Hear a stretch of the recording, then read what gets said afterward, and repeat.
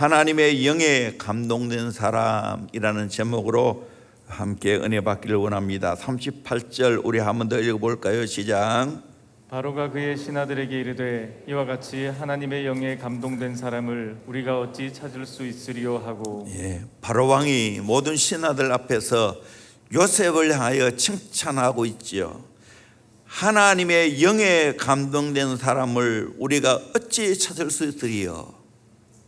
유일하게 하나님의 영에 감동된 사람이라고 말하고 있습니다. 저는 이 대목을 보면서 정말 너무 좋습니다. 바로왕, 그 당대의 최고의 왕이 요셉을 향하여 증언하고 있습니다. 하나님의 영에 감동된 사람이라고. 저와 여러분 또 요셉처럼 하나님의 영에 감동된 사람이 되기를 주의 이름으로 축원합니다. 아멘. 이번 특별 기도를 통해서 더 강력하게 하나님의 영에 감동되기를 주의 이름으로 축원합니다. 옆 사람에게 인사하시길 바랍니다. 하나님의 영에 감동됩시다. 아멘. 하나님의 영에 감동되기를 주의 이름으로 축원합니다. 이것이 최고의 축복이에요. 최고의 칭찬이에요. 이방 나라 왕도 하나님의 영에 감동된 사람이라고 말하고 있는 겁니다. 이방 나라에 홀로 노예로 팔려갔지만 요셉은 늘 하나님께 기도하고 코람되어 하나님 앞에 삶을 살아갔습니다. 하나님의 영에 감동됨으로 꿈을 해석했습니다.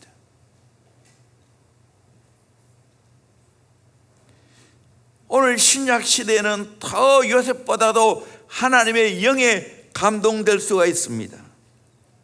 왜냐하면 우리 하나님 아버지가 우리 신약 시대 성도들에게 축복하시기 위해서 오순절날 성령이 임함으로 말미암아 하나님의 영이 내 안에 와 살고 있는 줄로 믿습니다.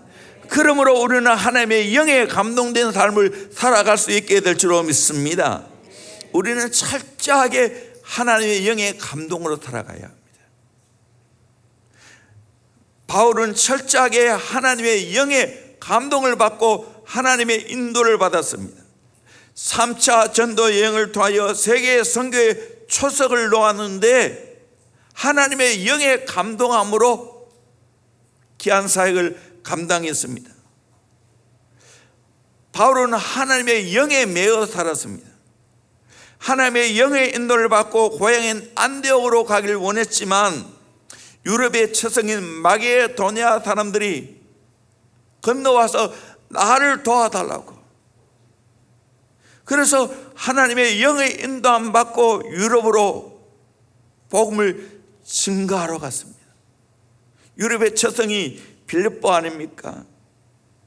사도행전 2장 22절에도 이렇게 고백합니다. 우리 같이 한번 24절까지 말씀을 읽도록 하겠습니다. 시작. 보라, 이제 나는 성령에 매여 예루살렘으로 가는데 거기서 무슨 일을 당할는지 알지 못하노라. 오직 성령이 각 성에서 내게 증언하여 결박과 환난이 나를 기다린다 하시나 내가 달려갈 길과 주 예수께 받은 사명 곧 하나님의 은혜의 복음을 증언하는 일을 마치려 하면은 나의 생명조차 조금도 귀한 것으로 여기지 아니하노라. 이제 나는 성령에 매여 예루살렘으로 갔다고. 오직 성령의 각성에서 내게 증언했다고. 바울은 결박과 환난이 나를 기다린다는 걸 알았습니다. 그러나 성령에 매여 있기 때문에 나의 달려갈 길과 주 예수께 받은 사명 은혜의 복음을 증언하는 일을 마치라 하면은 나의 생명을 조금 더 귀한 것으로 여기지 아니하노라 고백하고 하나님의 영에 매여 하나님의 인도를 받고 살아갔습니다. 요셉처럼 하나님의 영에 감동으로 살아가면 어떤 축복이 있습니까? 첫째는 사람들에게 신임을 받습니다. 인정받고 존중받습니다. 37절에 바로와 그의 모든 신하가 이 일을 좋게 여긴지라. 하나님의 영에 감동된 이 요셉을 국무총리로 세우는 이 일을 좋게 여겼습니다. 하나님의 영의 감동을 받고 살아가면 사람들에게 신뢰를 받게 될 줄로 믿습니다. 어떤 경우에도 하나님이 그와 함께 하십니다. 다니엘도 보십시오. 하나님의 영에 감동되니까 왕조가 바뀌고 왕이 바뀌어도 여전히 그 자리를 지켜냈습니다. 때로는 모함을 받고 때로는 박해를 받았지만 그 모든 걸 이겨냈습니다. 다니엘서 6장 1절에서 3절 말씀을 같이 보도록 합니다. 시작. 다리오가 자기의 뜻대로 고관 120명을 세워 전국을 통치하게 하고 또 그들 위에 총리 셋을 두었으니 다니엘이 그 중에 하나이라. 이는 고관들로 총리에게 자기의 직무를 보고하게 하여 왕에게 손해가 없게 하려 함이었더라. 다니엘은 마음이 민첩하여 총리들과 고관들 위에 뛰어남으로 왕이 그를 세워 전국을 다스리게 하고자 한지라. 아멘. 다니엘은 총리 중에 셋 중에 하나였습니다. 그리고 다니엘은 마음이 민첩해서 총리들과 고관들 위에 뛰어났다고 했습니다. 왕이 그를 세워 전국을 다스리게 했다고 말하고 있습니다. 여러분, 이 땅에서 우리가 잘 살 수 있는 비결이 무엇입니까?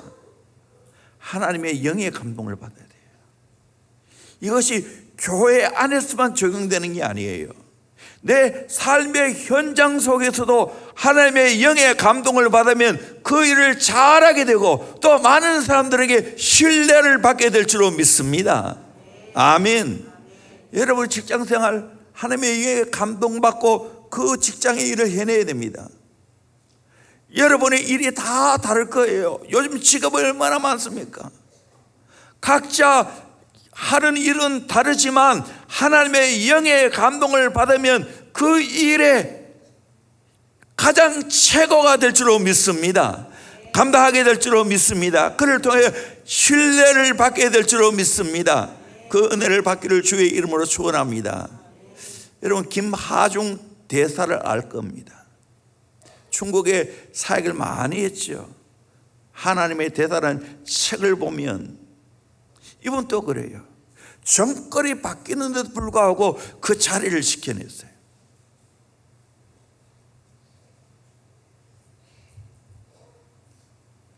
그분은 정말 기도의 사람이고 또 어떻게 보면 우리 보수적인 신학에서는 때로는 잘 이해가 안 되지만 영기도 비슷한 것으로 그렇게 해주기도 하죠.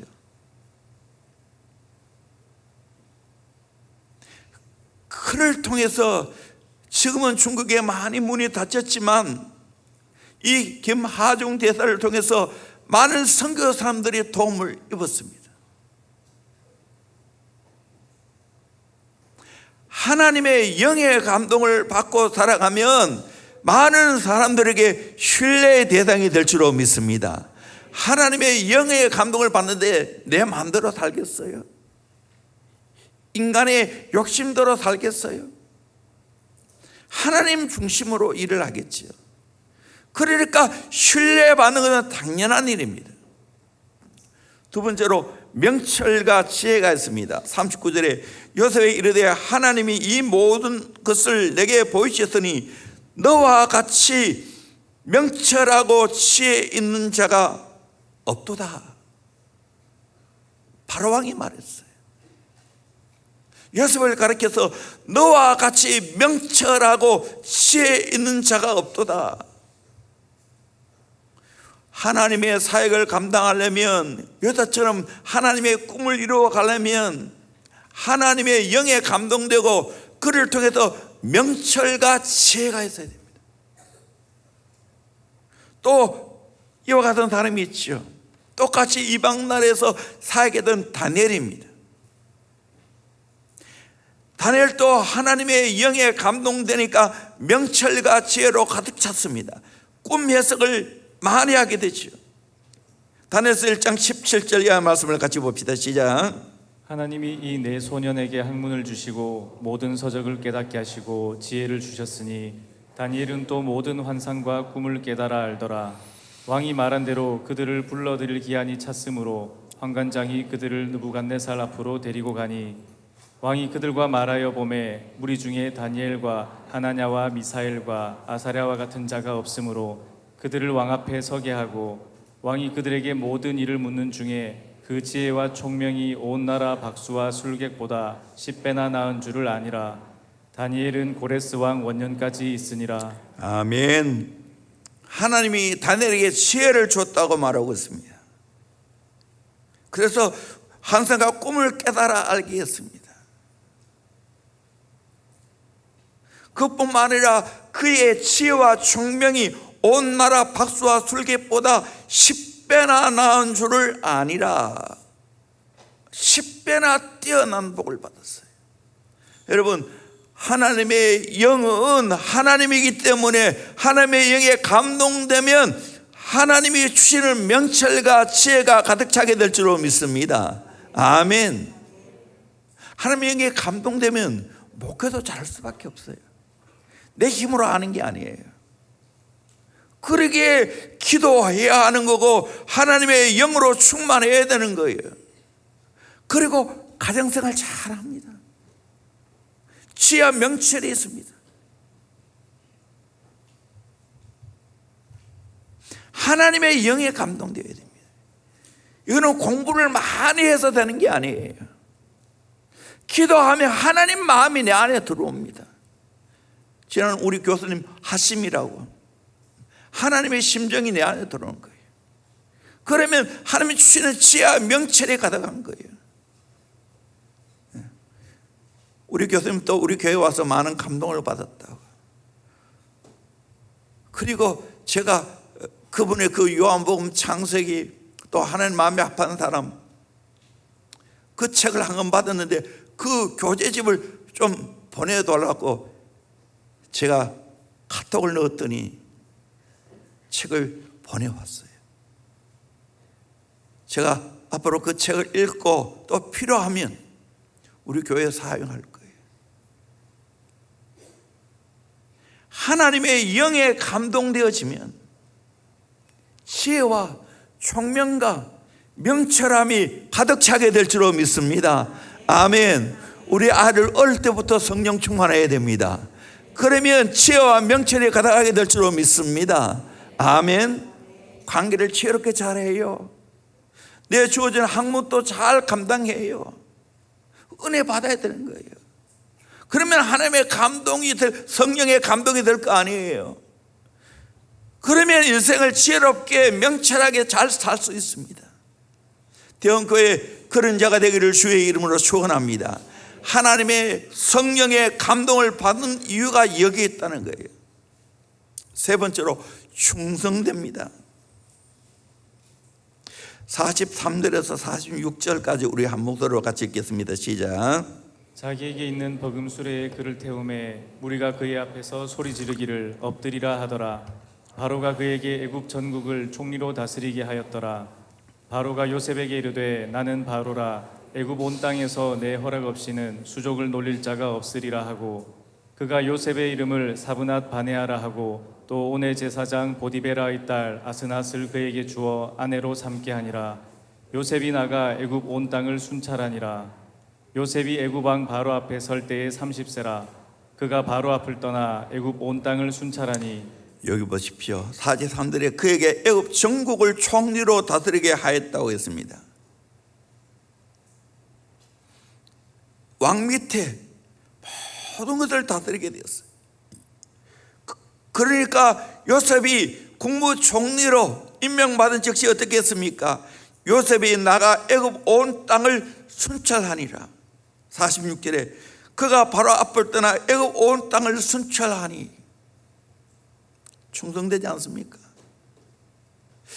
요셉은 총무 역할을 하는 사람이에요. 어쩌면 가정에서도 총무 역할을 했어요. 열한째 아들이지만 보디발의 가정에 가서도 어떻게 됐습니까? 노예로 팔려갔지만 그것도 총무 역할을 했어요. 총무 역할을 잘 감당했지요. 그래서 요셉 때문에 보디발의 가정이 복을 받았어요. 요셉 까닭에 보디발의 가정을 복내려 주셨어요. 그 요셉과 함께함으로 말미암아 형통하게 되었다고 말하고 있어요. 또 보디발의 아내의 그 계계로 말미암아 어떻게 됩니까? 억울하게 누명을 쓰고 깨끗하게 거룩하게 살려 하다가 주인의 신의를 지키려 하다가 감옥에 들어갑니다. 그 감옥 안에도 또 총리가 되는 거예요. 재반 사무를 다 맡아서 일했어요.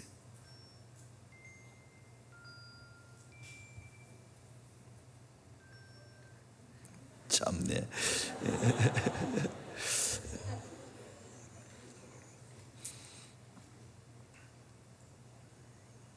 그리고 국무총리가 됐을 때도 어떻게 됩니까?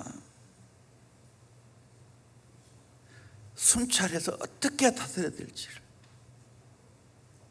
그리고 7년 풍년을 만나고 그 7년 풍년 때 창고를 지어서 그 풍년에 그 농사를 잘 거둬들여서 창고 가득 채웠습니다.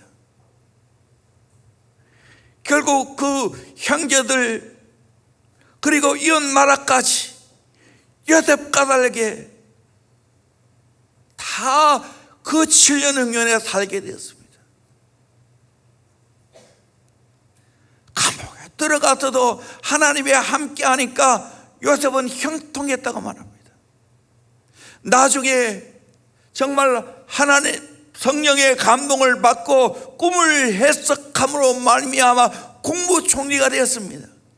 국무총리가 된 후에도 잘 순찰해서 그 총리의 역할을 잘 감당했습니다. 오늘도 마찬가지입니다. 우리가 하나님의 영의 감동을 받고 하나님이 내게 맡겨준 일들을 충성스럽게 잘 감당해야 될 줄로 믿습니다. 초대교회도 7 집사를 뽑을 때 어떤 사람을 뽑았습니까? 사도행 6장 3절에 보니까 형제들아 너희 가운데서 성령과 지혜가 충만하여 칭찬받는 사람 7을 택하라. 5절에 보니까 온 무리가 이 말을 기뻐하여 믿음과 성령이 충만한 사람 스데반과 또 빌립과 브루고르와 니가노르와 디몬과 바베나와 유대에 입교했던 안디옥 사람 니골라를 택하여 사도들 앞에 세우니 사도들이 기도하고 그들에게 안수하니라. 성령 충만하고 지혜로운 사람을 택해서 집사의 역할을 감당하니까 어떻게 됐습니까? 7절에 하나님의 말씀이 점점 왕성하여 예루살렘에 있는 제자의 수가 더 심히 많아지고 허대한 제사장의 무리도 이 도에 복종하니라. 주의 좋은 말씀과 기도에 전혀 힘을 쓰고, 그리고 뽑힌 7 지사들이 성령에 충만하고 지혜로운 사람들이 구제 역할을 잘 감당하니까 예루살렘 교회가 제자의 수가 다 많아졌습니다. 사랑하는 대원교회도 이런 역사의 길을 주의 이름으로 축원합니다. 주의 종이나 또 우리 직분자나 다 성령이 충만해서 충성을 다할 수 있기를 주의 이름으로 축원합니다. 그러면 하나님이 형통한 복을 주실 줄로 믿습니다. 바울이 디모데에게 이런 권면을 합니다. 디모데후서 2장 1절에 내 아들아 그러므로 너는 그리스도 예수 안에 있는 은혜 가운데서 강하고 은혜 가운데서 강하라고 했습니다. 그러면서 2절에 또 내가 많은 증인 앞에서 내게 들은 바를 충성된 사람들에게 부탁하라. 그들이 또 다른 사람을 가르칠 수 있으리라. 충성된 사람을 선택해서 그들에게 제자를 삼으라는 거예요. 바울이 디모데에게 디모데가 충성된 사람이 또 다른 사람, 제자 4대가 이루어지는 거예요. 하나님의 영의 감동함으로 은혜 가운데 강하고, 그럴 때 충성이 나오는 겁니다. 고린도서 4장 1절 2절에도 사람이 마땅히 우리를 그리스도의 일꾼이요 하나님의 비밀을 맡은 자로 여길지어다. 그리고 맡은 자들에게 구할 것은 충성이라. 맡은 자들이 구할 것은 충성밖에 없다는 거예요. 여러분 끝까지 충성하기를 주의 이름으로 축원합니다. 아멘. 대원교회 충성되는 일꾼이 많이 있기 때문에 이 대원교회가 돌아가고 있고 대원교회가 부흥되고 있는 겁니다. 더 충성되어야 됩니다. 이 코로나 기간을 통해서 지금 목장이 지금 많이 약해졌어요. 회복해야 돼요. 목장의 중심이 뭔지 아십니까? 가정교회입니다. 교회는 매주 모이는 겁니다. 코로나 때문에 못 모이다 보니까 이것이 점점 희미해졌습니다. 한 달에 한 번만 모이면 된다. 아니요.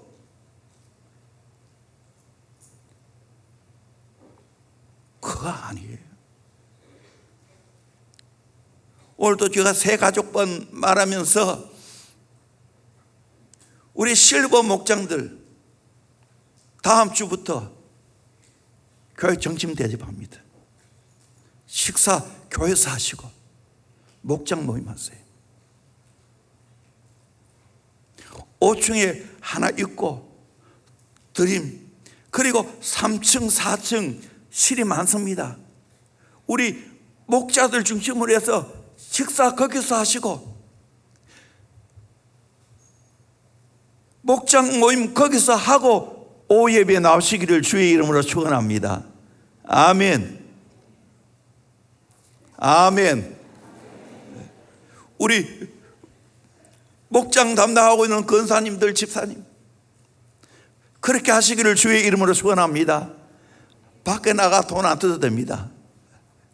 이거 무조건 교회에서 대접합니다. 모여야 됩니다. 다른 목장 마찬가지예요. 모여야 됩니다. 충성스럽게. 목장의 정신이 뭔지 아십니까?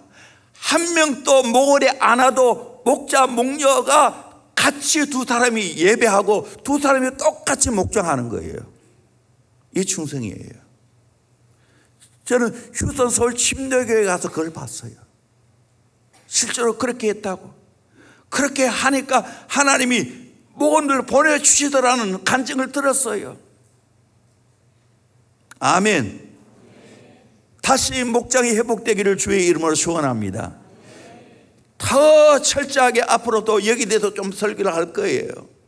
그리고 신임 목자들은 이제 10월 둘째 주부터 토요일 날 2시에 저하고 같이 목자 역할에 대해서 같이 공부하고 같이 셀할 거예요.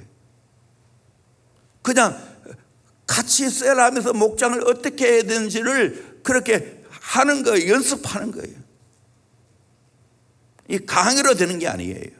직접 해야 되는 거예요. 하나님은 지금도 충성된 자를 찾고 있어요. 시편 101편 6절에 내 눈이 이 땅에 충성된 자를 살펴 나와 함께 살게 하리니 완전한 길에 행하는 자가 나를 따르리로다. 이 땅에 충성된 자를 살핀다고 했어요. 그리고 하나님과 함께 살게 한다고 말하고 있어요.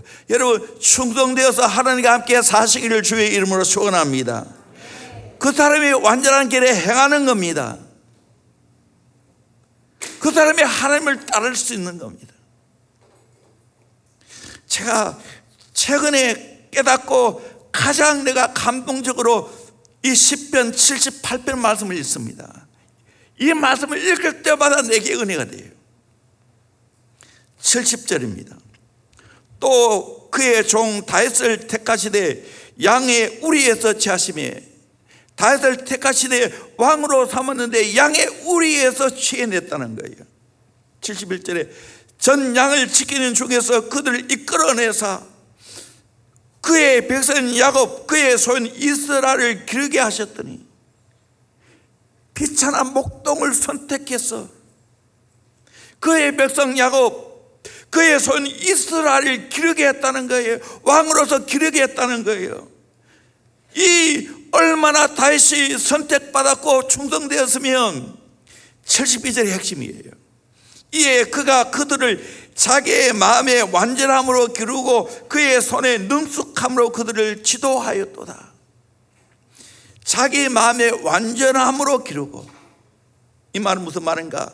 내 마음이 완전함으로 기르었다는 건데, 완전하다는 이 말은 온전, 성실을 말합니다. 영어는 인테그리티예요.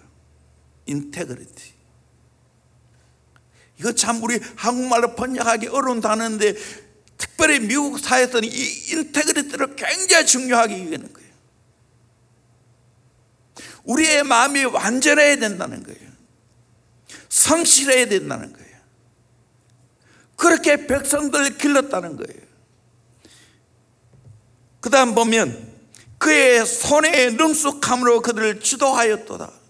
그의 손의 능숙함으로, 능숙하다는 이 말은 공교, 지난번 얘기는 명철, 능남, 영어로 보면 스킬풀, 그의 손의 능숙함으로. 사실 목동은 지팡이를 다루는데 능숙한 사람 아닙니까?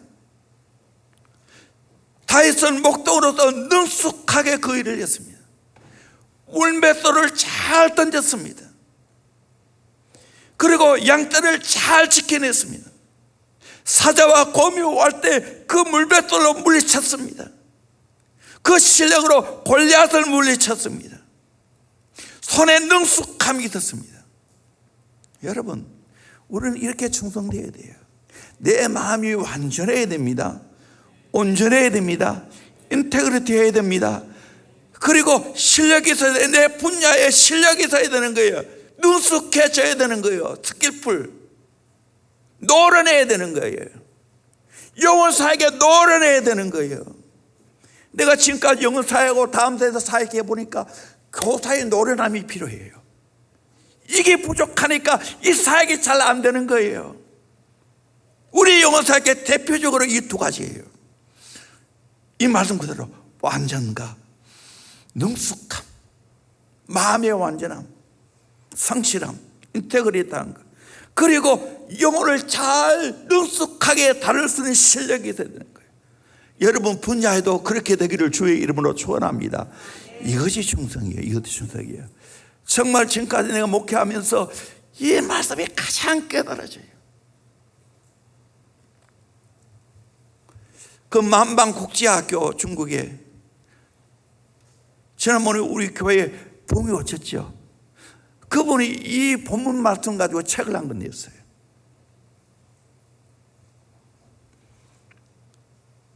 정말 우리는 충성되어야 돼요. 요셉을 보세요. 다니엘을 보세요. 다윗을 보십시오. 얼마나 자기 일에 충성되었습니까? 양떼를 지키는 일에 충성되었어요.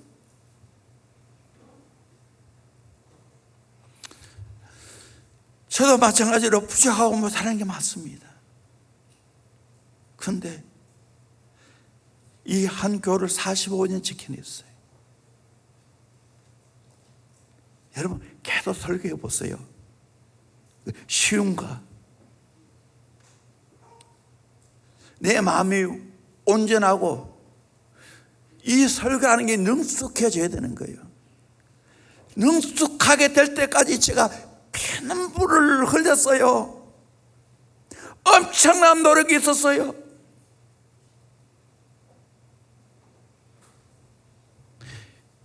현 기사님 간증하는데 제가 젊은 저도 시절부터 계속 설교 들었잖아요. 그냥 설교 본문을 읽는데도 불구하고 더듬거렸어요. 이어지지 않아. 지금 또 내가 기억하는 건 대제사장. 이 말이 안 돼가지고요.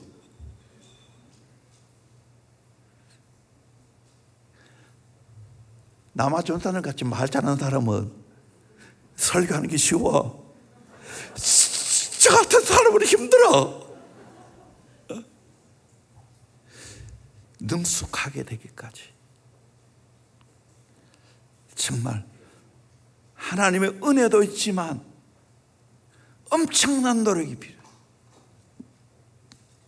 앞으로 더 잘해야 돼.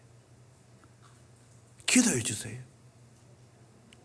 수많은 사람이 몰려와도 그걸 감당해낼 수 있는 지도력, 감당해낼 수 있는 말씀의 지혜, 말씀의 능력이 있어야 될 줄로 믿습니다. 저뿐만 아니라 대형교회 모든 교육자가 이런 은혜를 받기를 주의 이름으로 축원합니다. 아멘. 여러분 또 마찬가지입니다. 이건 사역자로서 완전하시고 능숙하기를 주의 이름으로 축원합니다. 영혼을 잘 다뤄내기를 주의 이름으로 축원합니다. 여러분 자녀 잘 다뤄내기를 주의 이름으로 축원합니다. 아멘. 이게 진짜 실력이에요. 이 실력이에요. 영혼을 맡겨 놓으면 어떤 분은 그 영혼을 잘 억어하고 그 영혼을 정말 온전하게 세워가는데, 어떤 분은 맡겨 놓으면 제대로 안 돼. 리더십이 안 돼. 오히려 딸려가. 여러분, 하나님의 영의 감동을 받고 충성되기를 주의 이름으로 축원합니다. 아멘. 다윗과 같이, 요셉과 같이, 하나님 앞에 다니엘 같이 그런 충성되기를 주의 이름으로 축원합니다. 아멘. 네 번째로, 하나님의 은혜에 붙잡혀 살아가야 됩니다. 요셉은 파란만장한 생애를 살았지만 그 모든 것을 이겨나갈 수 있는 것은 힘의 근원이 하나님께 있다는 걸 믿었습니다. 하나님의 은혜에 붙잡혔습니다. 아들의 이름을 지는 걸 보아 알 수 있습니다. 창세기 41장 51절 말씀 같이 봅니다. 시작. 요셉이 그의 장남의 이름을 므낫세라 하였으니 하나님이 내게 내 모든 고난과 내 아버지의 온 집 일을 잊어버리게 하셨다 하미요. 장자 이름을 므낫세라 지었습니다. 하나님이 내 모든 고난과 내 아버지 온 집안을 잊어버리겠다. 이 말은 내 모든 상처가 많은데 그 상처를 다 씻고 잊어버렸다는 거예요. 하나님의 은혜가 임하니까 과거의 아픈 상처들, 과거의 수없는 고통들을 잊어버렸다는 거예요. 여러분 또 이 은혜가 있기를 주의 이름으로 축원합니다. 과거의 저주, 상처, 고통을 다 잊어버리기를 주의 이름으로 축원합니다. 둘째 아들을 낳고 또 이름을 지었어요. 52절 말씀 같이 봅니다. 시작. 차남의 이름을 에브라임이라 하였으니 하나님이 나를 내가 수고한 땅에서 번성하게 하셨다 함이었더라. 에브라임, 하나님이 나를 내가 수고한 땅에서 번성하게 했다. 과거를 잊어버리게 하시고 오늘 현재 하나님이 나를 번성하게 해서 국무총리가 되게 하셨다는 거예요. 이렇게 또 아들을 주셨다는 거예요. 우리 인생은 전적으로 하나님의 은혜에 매여야 됩니다. 다른 말로 말하면 하나님의 섭리 가운데 살아가야 됩니다. 하나님의 통치하심에 내가 그 안에 쏙 들어가야 됩니다. 시편 127편 1절 2절 말씀 같이 봅니다. 시작. 여호와께서 집을 세우지 아니하시면 세우는 자의 수고가 헛되며 여호와께서 성을 지키지 아니하시면 파수꾼의 깨어 있음이 헛되도다. 너희가 일찍이 일어나고 늦게 누우며 수고의 떡을 먹음이 헛되도다. 그러므로 여호와께서 그의 사랑하시는 자에게는 잠을 주시는도다. 아멘. 하나님이 성을 지켜줘야 되고 하나님이 집을 지켜줘야 된다는 거예요. 그렇지 않으면 내가 수고하고 노력하는 게 헛수고라는 거예요. 이거 지켜주는 것을 믿는 자에게는 잠을 줍니다. 평안의 잠입니다. 평안하게 인생을 삽니다. 여러분, 내가 하나님의 다스림 받고 있고 내가 하나님의 통치 안에 있다는 걸 믿으면 평안하게 될 줄로 믿습니다. 우리 인생에서 가장 중요한 것은 하나님의 은혜에 붙잡혀 살아가는 거예요.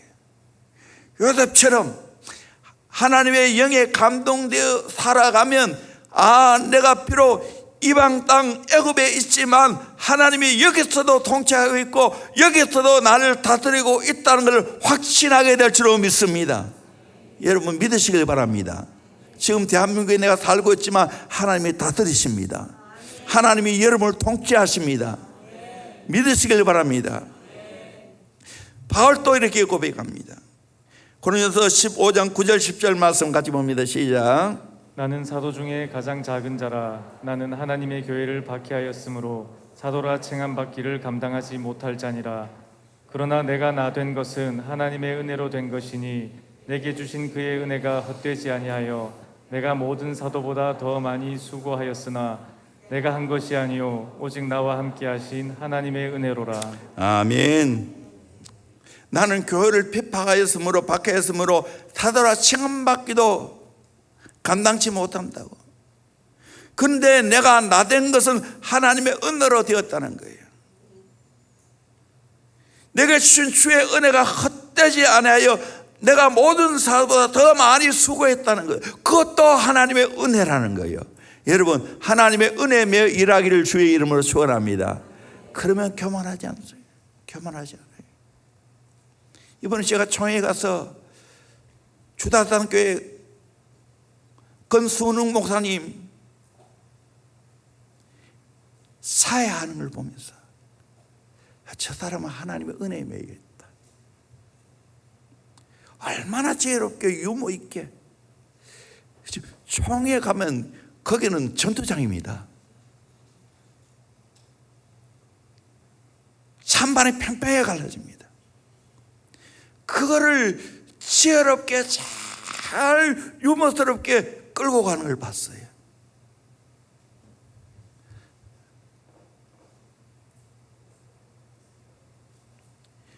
부총회장 경선됐는데 나중에 나오라 했어. 허깅하라고. 그래서 하나로 만들었어. 저분은 하나님의 영에 감동받고 사역할 것이다. 저는 신뢰가 되어져요. 일찍부터 좀 알고 있지만 다음 세대 사역에 대해서 굉장히 관심을 많이 갖고 있는 분이에요. 우리 인생 능력은 도토리 키재기입니다. 얼마큼 내가 하나님의 은혜에 붙잡혀 살아가느냐, 하나님의 은혜에 감격으로 살아가느냐 달려있는 줄로 믿습니다. 건순웅 목사는 개척을 했어요. 개척에도 그렇게 큰 교를 세웠어요. 그리고 정말 총회장이 되었으니까 나중에는 기도하면서 자기도 모르게 목이 있더라고요. 그거는 하나님의 은혜로 되어졌다는 고백이기 때문에 그런 거예요. 이걸 알아야 돼. 하나님의 은혜에 맨 사람은 우쭐대지 않습니다. 약한 자를 함부로 대하지 않습니다. 대단한 사람 앞에 비굴하지 않습니다. 곱심거리지 않습니다. 나를 붙잡고 가는 분이 하나님이기 때문입니다. 하나님의 은혜에 붙잡혀 살아가기를 주의 이름으로 축원합니다. 하나님의 은혜에 붙잡혀 여러분 사회 갈 수 있기를 주의 이름으로 축원합니다. 다섯 번째로 절대적인 하나님의 주권을 믿습니다. 요셉이 형들을 상봉하고 난 후에 그가 한 말을 보면 그의 신앙을 알아볼 수가 있습니다.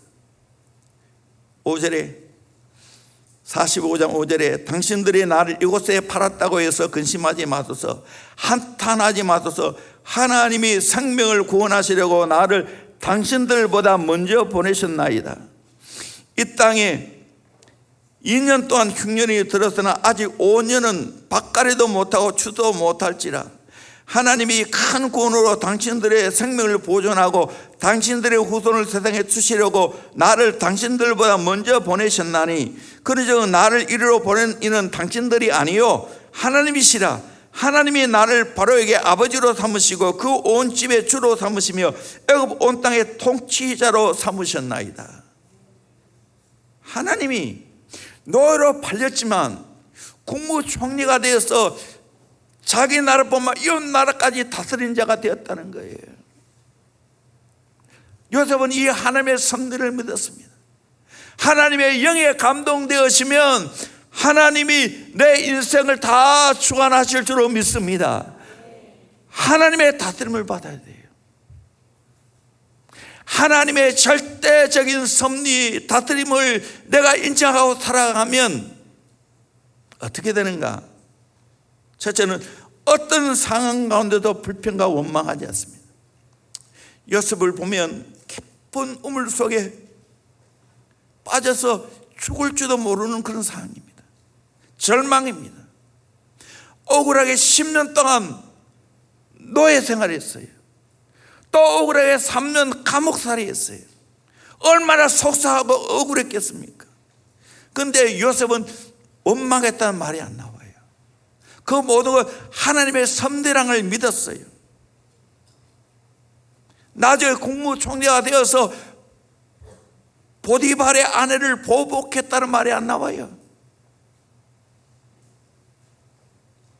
그러기에 우리는 하나님의 섭리를 믿고 내 주어진 상황, 불평과 원망이 없기를 주의 이름으로 축원합니다. 아멘.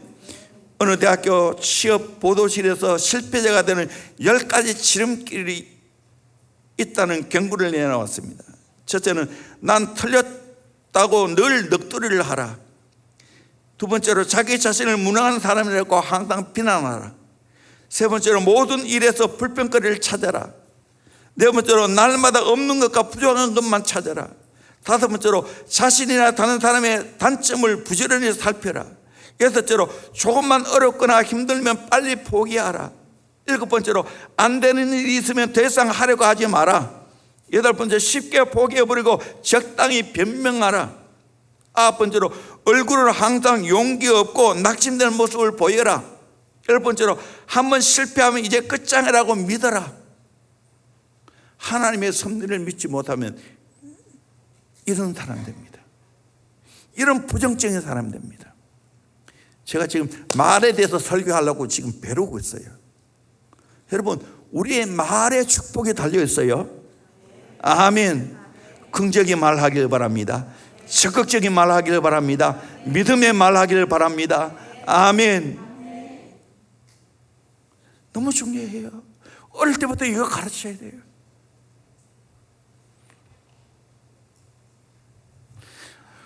노만 빈센트 필 박사님과 로버트 슐러 목사님은 각각 문제를 해결하는 7가지 자세를 우리에게 가르쳐줍니다.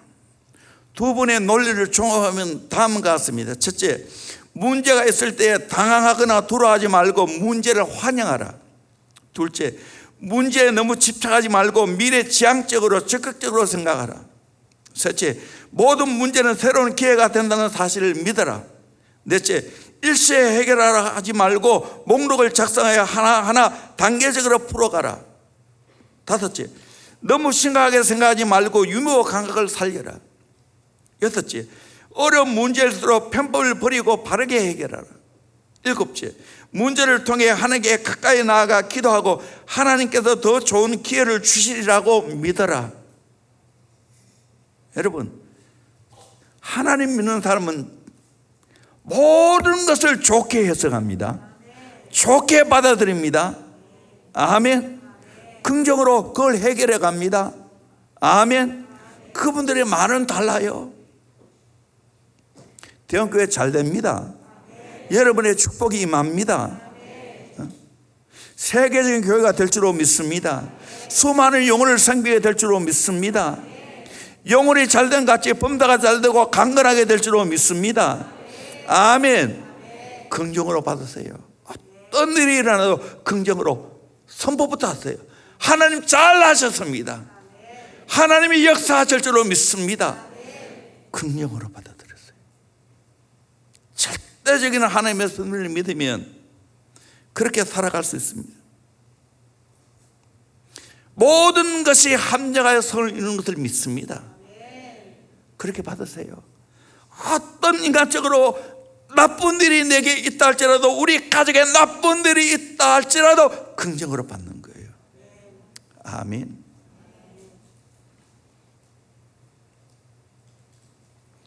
부족하지만 아내에게 그걸 봤어요.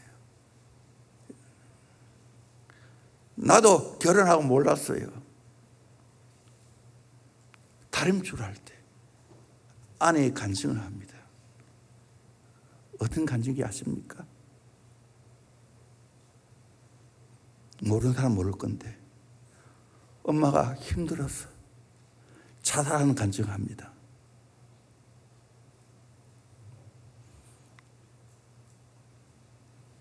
이걸 어떻게 받아들이겠어요?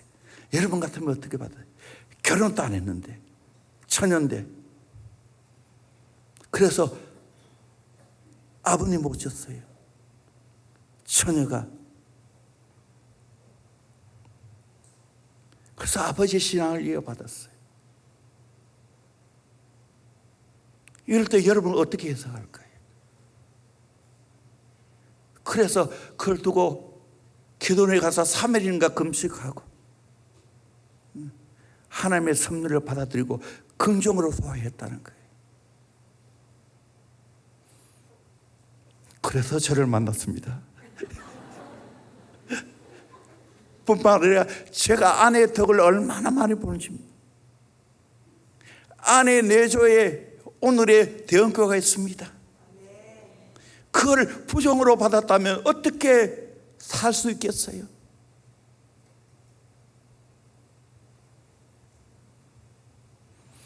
홍보에 없는 이야기를 내가 하고 있어요 지금.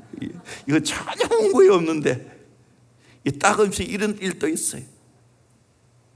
여러분을 위해서 하는 거예요. 두 번째로 사랑과 간용하는 마음을 가집니다. 19절에 요셉이 그들에게 이르되 두려워하지 마소서 내가 하나님을 대신하리까. 20절에 당신들은 나를 해하라 했으나 하나님은 그것을 선으로 바꾸사 오늘같이 많은 백성의 생명을 구원하게 하려 하셨나니 당신들은 두려워하지 마소서 내가 당신들과 당신들의 자녀를 기르리다 하고 그들을 간곡한 말로 위로하였더라. 형들이 동생 요셉을 팔아먹었잖아요. 그 똑똑한 동생이 팔려갔을 때, 우물에 빠졌을 때 얼마나 액을 복걸했겠습니까?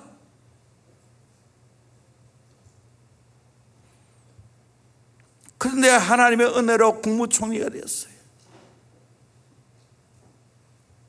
형들이 자기 앞에 부복을 했어요. 꿈이 그대로 이루어졌어요. 나중에 아버님이 돌아가셨어요.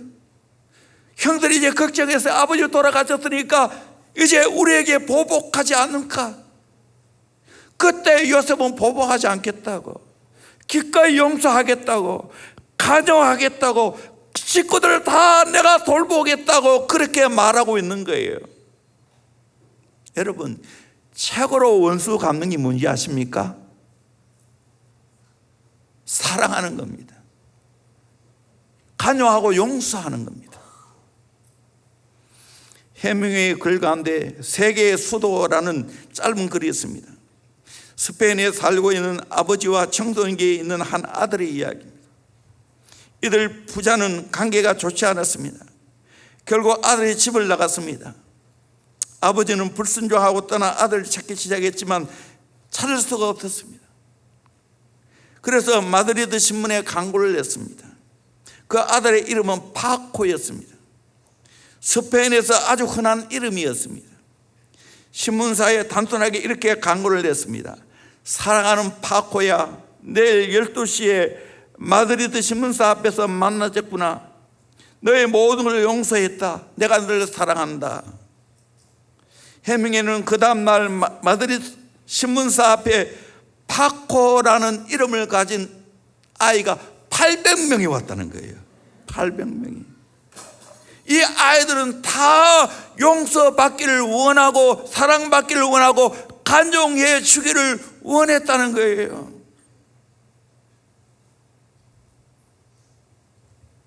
오늘날 용서받기를 원하는 파코와 같은 사람들이 수없이 있습니다. 우리는 용서하는 사람이 되어야 됩니다. 용서를 빠르게 온전하게 해줘야 됩니다. 하나님 아버지도 우리의 잘못을 용서해 주지 않았다면 우리가 어떻게 서겠습니까? 용서받은 탕자들입니다. 다 우리는 죄인입니다. 그러기에 우리는 하나님이 내게 허락한 영혼들을 용서하고 간용해야 될 줄로 믿습니다. 이혼 사역이에요. 여러분, 목자가 목원을 이기려고 하는 것은 그건 바보예요, 바보. 내가 여러분을 이기려고 하는 것은 그건 바보예요.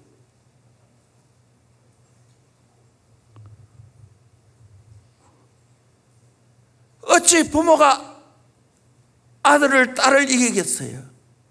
사랑하기에 져주는 거죠.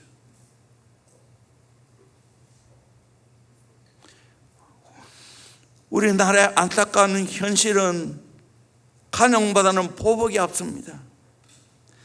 정권이 바뀔 때마다 피해 보복이 계속되고 있습니다. 이 끊어야 됩니다. 남아공의 넬슨 만델라 대통령처럼 용서와 간용의 마음을 가져야 됩니다. 성경은 우리에게 뭐라고 말합니까? 빌립보서 4장 5절에 너희의 간용을 모든 사람들에게 알게 하라. 주께서 가까우시니라. 간용을 모든 사람들에게 알게 하라는 거예요. 여러분, 간용하시길 바랍니다. 나를 적대시하고 나를 미워하는 자에게 간용하는 것이 완벽한 사랑이에요. 완벽한 복수예요. 성경은 뭐라고 말하는가? 이거 같이 읽는데요, 이거 인간적으로 이렇게 말씀대로 살 수 있는지 없는지를 생각하고 우리 같이 한번 읽어봅시다. 로마서 12장 14절 이하의 말씀을 같이 보도록 합니다. 시작. 너희를 박해하는 자를 축복하라. 축복하고 저주하지 말라. 즐거워하는 자들과 함께 즐거워하고 우는 자들과 함께 울라. 서로 마음을 같이하며 높은 데 마음을 두지 말고 도리어 낮은 데 처하며 스스로 지혜 있는 채 하지 말라. 아무에게도 악을 악으로 갚지 말고 모든 사람 앞에서 선한 일을 도모하라. 할 수 있거든 너희로서는 모든 사람과 더불어 화목하라.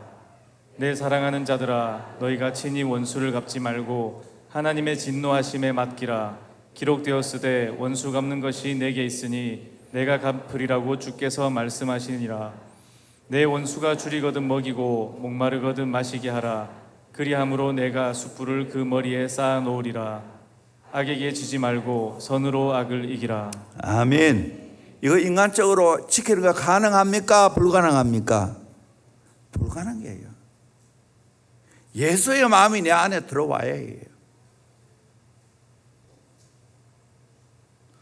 예수님의 그 거룩한 심정이 내 안에 들어올 때 이 말씀대로 살게 될 줄로 믿습니다. 이 말씀대로 사는 은혜가 될 줄로 믿습니다. 우리는 여기까지 가야 돼요. 이 성경 말씀이에요. 우리도 요셉처럼 사랑과 간용의 마음을 가지고 영원 사역할 수 있기를 주의 이름으로 축원합니다. 아멘. 영원 사역하다 보면 힘들고 어려운 일이 많아요.